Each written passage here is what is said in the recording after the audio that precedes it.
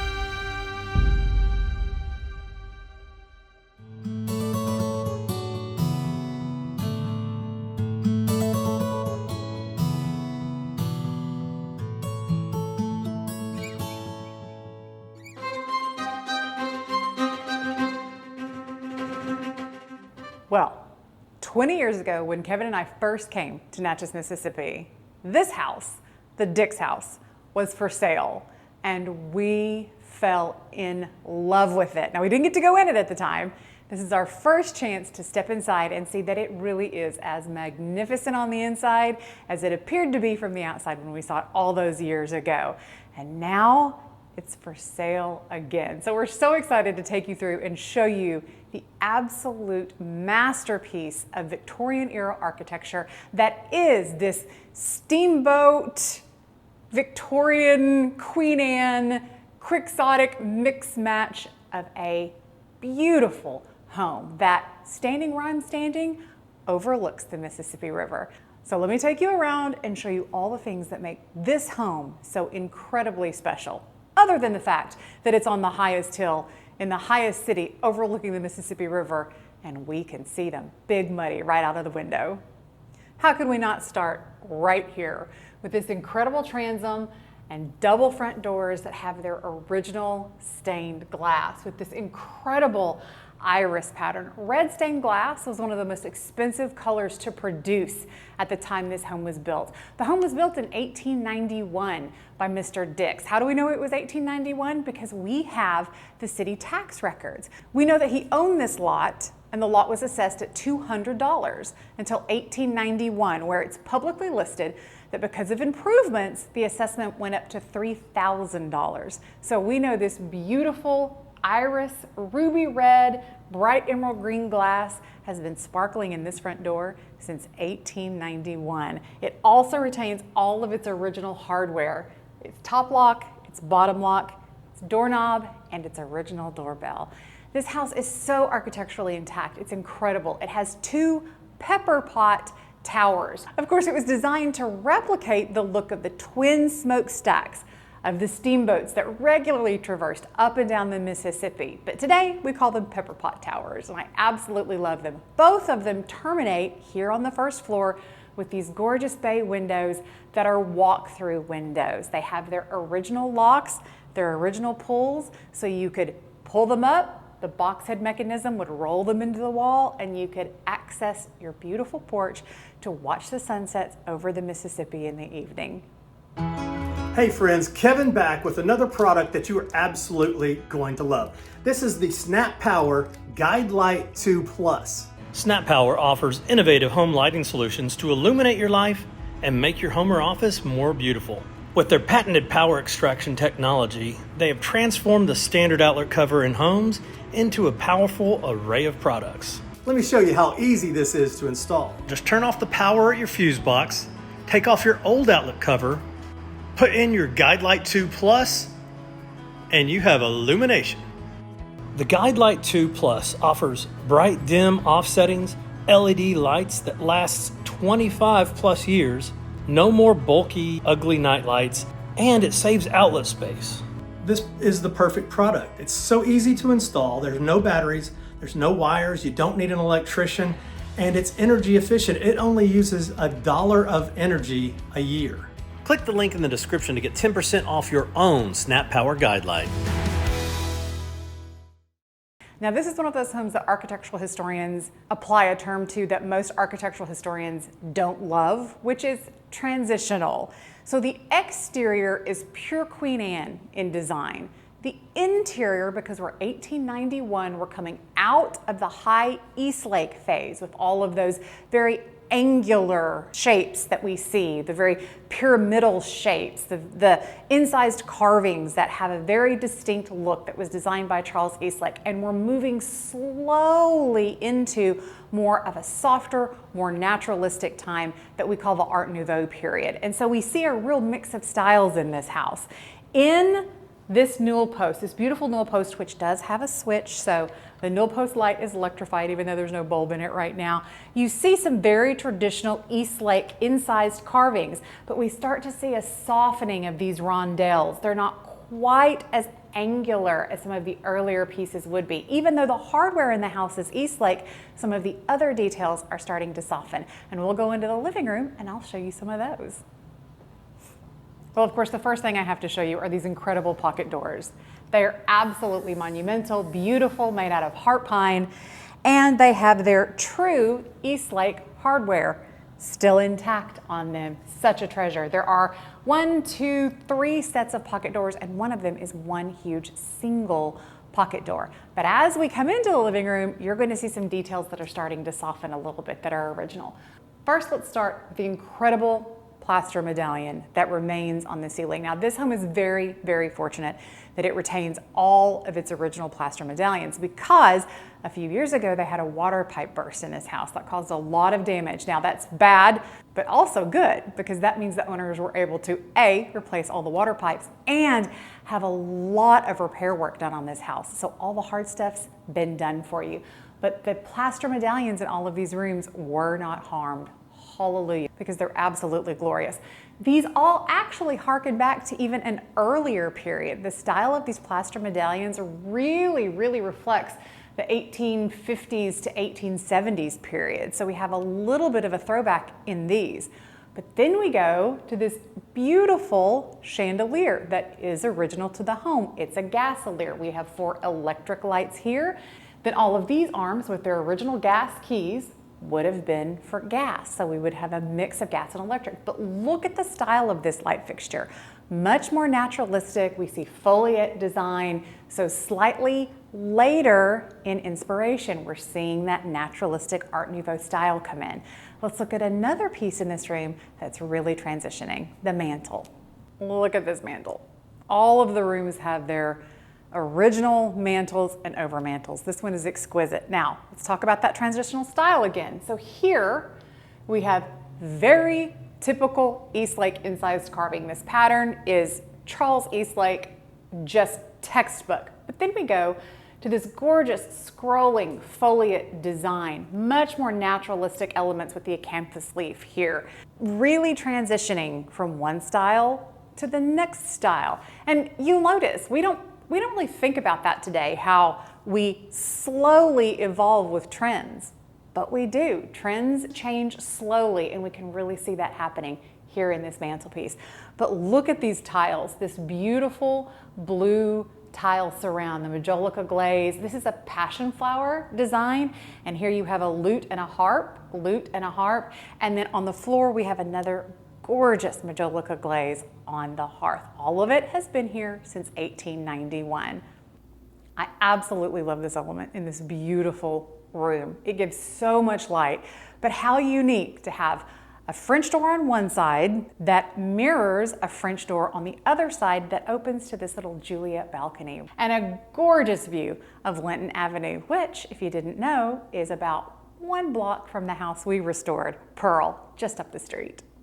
I do want to point this out, not only because it's another stunning extant mantel with incredible carving, beautiful detail, gorgeous majolica tile. One little boy on his way home from school is school books, and he's taking a rest on the fence. A little girl pulling her wagon, delightful motif in this. But there is an overmantel that goes with this. It's here, it's just in the garage. So if this is your house, you can put it right back up here again. And again, in this room, we have another absolutely exquisite plaster medallion.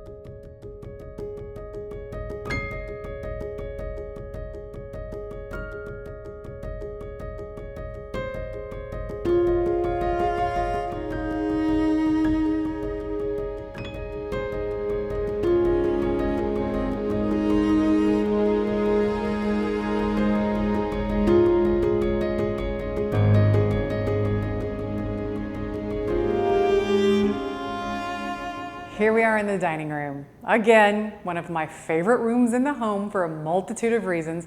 But before we get started on the room, I want to give you a little history on the Dix family, a little more history on the house and the neighborhood. We are in the Clifton Heights Historic District. It's called Clifton Heights because of a home that used to sit up here, an antebellum period home that was burned during the Civil War.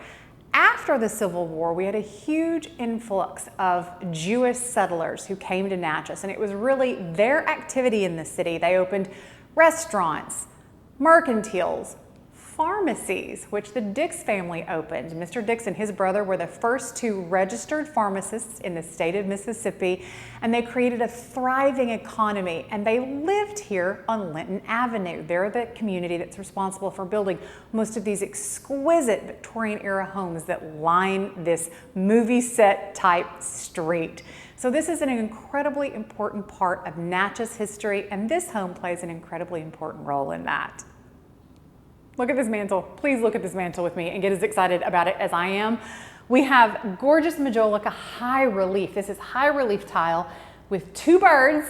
If you watch this channel, you know I have a thing about bird motifs, and they're in a blackberry bramble. You can see that these are blooming blackberries with fruit just coming on. The thorns are featured. Absolutely just breathtaking, and so rare to have so many mantelpieces that have all of their original tile extant. So many times we see 1, 2 that have broken, gone missing. They're all here. But please look at this summer cover. This is the most elaborate summer cover I've ever seen. It's polychrome. It's been finished in color. We have a scene where we have Pootie all around, and they're shooting their little arrows at dragonflies and butterflies.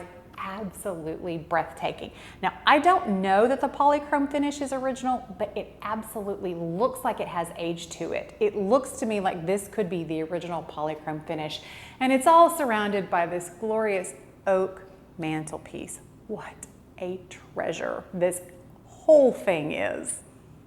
Now, I need you to look up. Take a look at the size of the plaster medallion in this dining room. I am 5'7", and I would say that this plaster medallion spans about 5 feet across this room, one of the largest that I've seen, and the detail on it is absolutely stunning. We have a canthus leaf, we have a great detail, absolutely exquisite, intact, priceless piece in this dining room.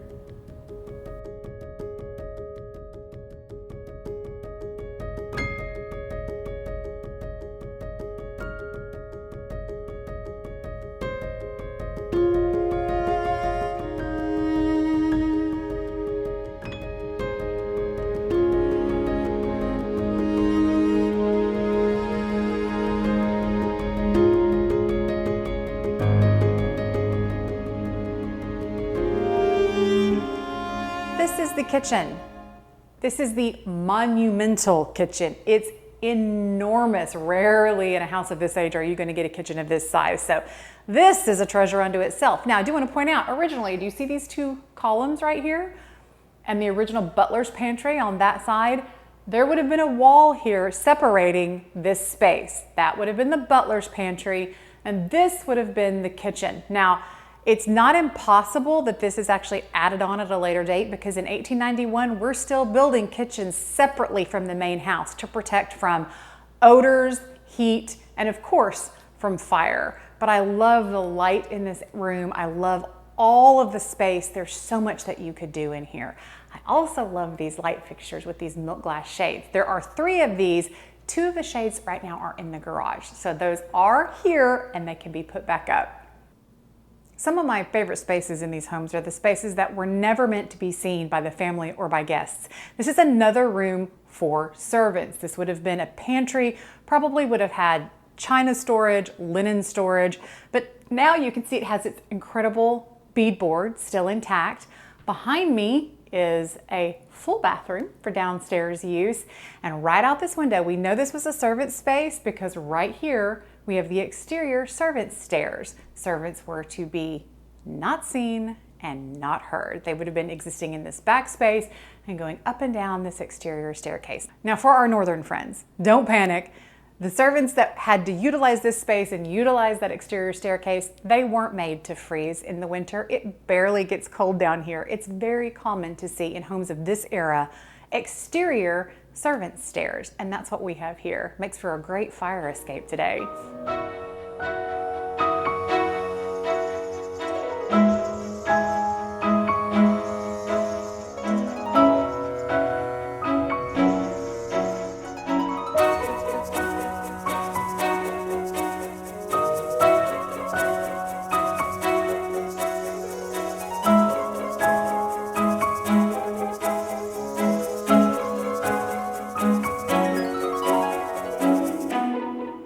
Here we are on the second floor. We're going to give you just a walk-through tour of this beautiful space. But as we go through, I want you to note all of the original wainscoting wraps this entire floor all the way up the stairs. We have a number of either original light fixtures or early new trendy light fixtures, one in particular from the 20s that I love, and gorgeous mantels throughout these rooms. So let's have a look at the exquisite details that remain throughout this second floor.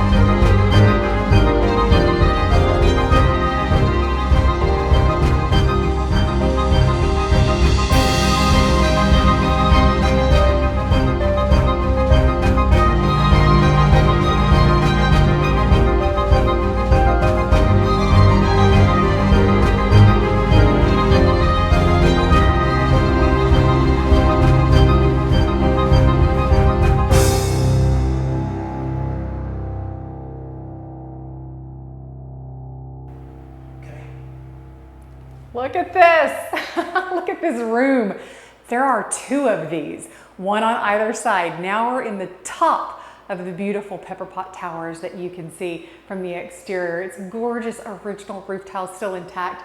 These incredible art glass windows that overlook the mighty Mississippi. I would say this is probably the best view of the Mississippi River in all of Natchez, Mississippi. The walls are original beadboard. These rooms could be something absolutely magical. This is one of those spaces that I walk into and say, I would buy this house for this space alone. And it comes with two of them.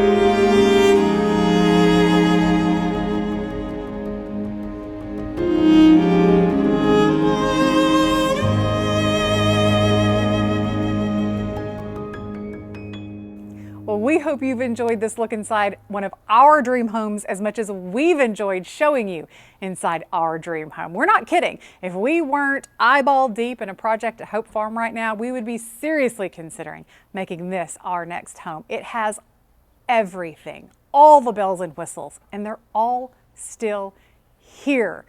I can't tell you what a masterpiece of architecture this is and how rare it is to find a home like this. And it's a style we just don't see. It is so vernacular. It's so indicative of this area, of its proximity to the Mississippi River and what was happening in Natchez, Mississippi when it was built by the Dix family in 1891. Now, we want to remind you, we are not the realtors. We do not list this home. We don't represent this home. We don't guarantee this home in any way. But we're going to do you a favor. We're going to put the Zillow link in the description below. So if you think you might like to make the move to Natchez, Mississippi, like so many of our other followers have, click that link, get in touch with the realtor who happens to be a friend of ours. You'll absolutely love them. They'll take great care of you.